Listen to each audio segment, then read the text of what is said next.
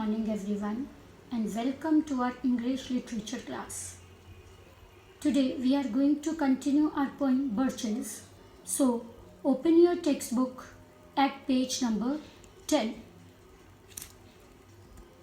Objectives of this poem are: you will be able to explain the poem in your own words, determine the meaning of words and literary devices as they are used in the text, symbolism, and identify theme, the need for limits of the poem.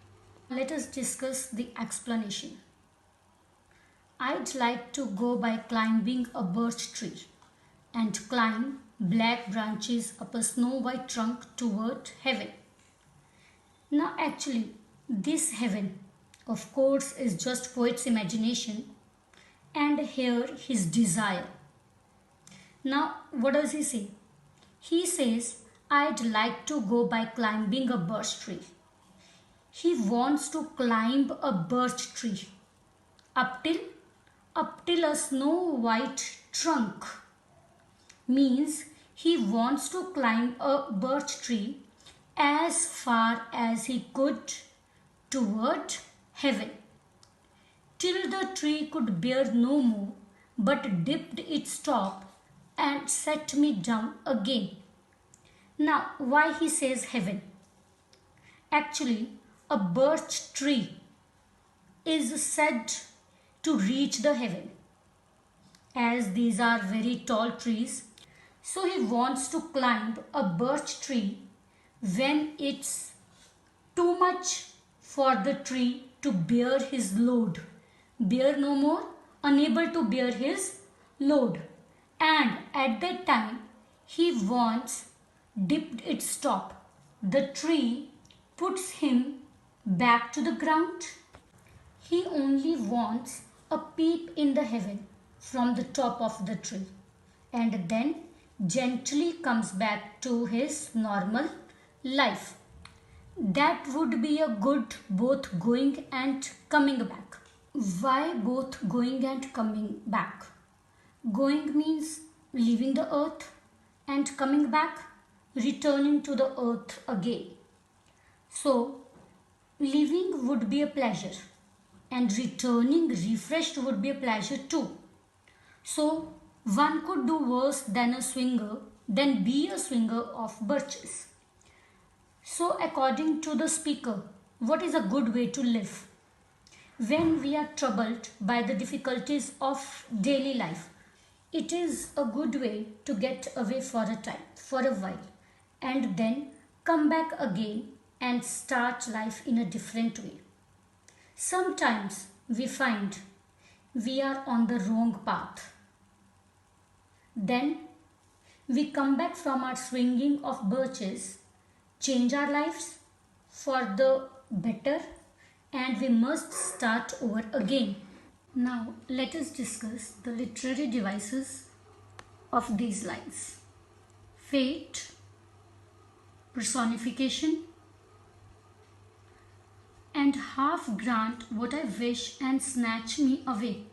Here also personification, as it describes the man's desire to leave his life and return to his childhood. Earth symbolizes the world of harsh realities. Now, symbolism.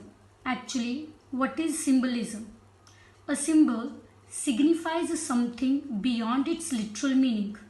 The symbols reveal the significance and deeper meaning. Now, how the earth is symbolism or symbolic, as the earth symbolizes the world of harsh realities. When the poet or speaker refers to the necessity of giving up on a birch, it becomes symbolic of escape from the harsh realities. And when he refers to the coming back on the earth, it becomes symbolic of our duty to face the harsh realities of our world and do our earthly duty. With this, our poem comes to an end. Now, Open your workbook on Reverie at page number 29. We'll discuss the theme, the need for limits. The poem Birches deals with the theme of the limits imposed by the real world as a consequence of being in the world and existing as a person. Consequence, result. The borders of the world define a person and place him or her in the real world, just as the birch trees are bent back towards the earth by the ice storm. A tree reaches great heights but remains grounded in the earth through its roots. The removal of limits would leave one's personality groundless with no way to define oneself. Now here, the poet Robert Frost, in this poem Birches, has depicted the theme of the limits imposed by the real world on man for his existence with all its hardships. Limits are very much necessary to define a person's personality. As a tree is rooted in the ground, in climbing it, one does not completely sever his connection with the earth. Means the tree reaches to its great heights, but still it remains grounded in the earth through its roots. In the same way, the person, means one, should be restricted to its earth. Now see here, as you can see, in the winter storm, the birch trees, how they are bent due to ice storms, but still it is grounded through its roots. And see, now these trees also, these are the birch trees only, and how it reaches to its greater heights, but still it is grounded to its earth through its roots. Similarly, one should not leave one's personality groundless. Now you see, each one of us has a desire to withdraw from the harsh realities. But it's not possible to remain up in the world of imagination forever. Means it's very impossible for everyone to remain up only in the world of imagination. Ultimately, one has to come back with renewed strength. Thus, in the Birches, one finds people or forces imposing limits.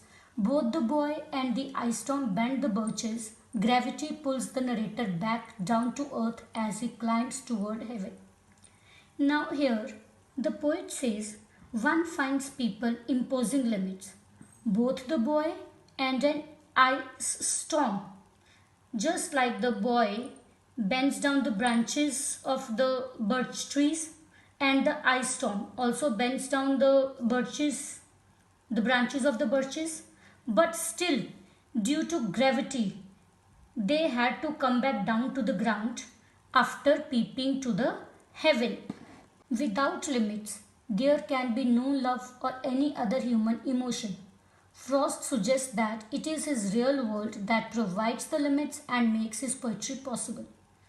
So, if the limits are not imposed, then there will be no love and the earth will be loveless, because earth is the only place for love.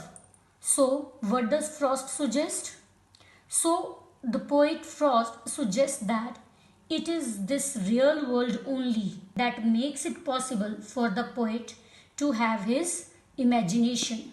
Students, now I hope you have understood the explanation of the poem, the meaning of words and literary devices as they are used in the text, symbolism and the theme, the need for limits.